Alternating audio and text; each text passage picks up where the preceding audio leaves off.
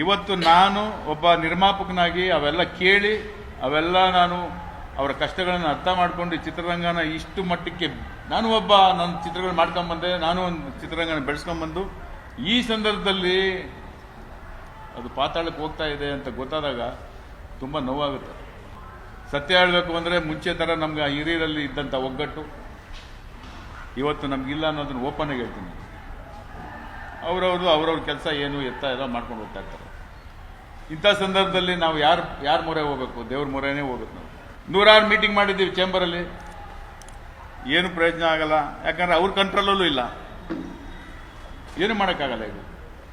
So ಒಂದು ಪೂಜೆ, ಒಂದು ದೇವ್ರ ಮೊರೆ ಹೋಗಿ ಚಿತ್ರರಂಗನ, ನಮ್ಮ ಕನ್ನಡ ಚಿತ್ರರಂಗನ ಕಾಪಾಡಪ್ಪ ಭಗವಂತ ಅನ್ನೋ ಒಂದು ಒಳ್ಳೆ ದಿನ ಅಂತ ಹೇಳಿದ್ರು. ಅವತ್ತೇನೋ ನಮಗೆ ಫಲ ಸಿಗ್ಬೋದು ಅನ್ನೋ ಉದ್ದೇಶದಿಂದ ಈ ಪೂಜೆ ಹೋಮ ಮಾಡ್ತಾ ಇದ್ದೀವಿ.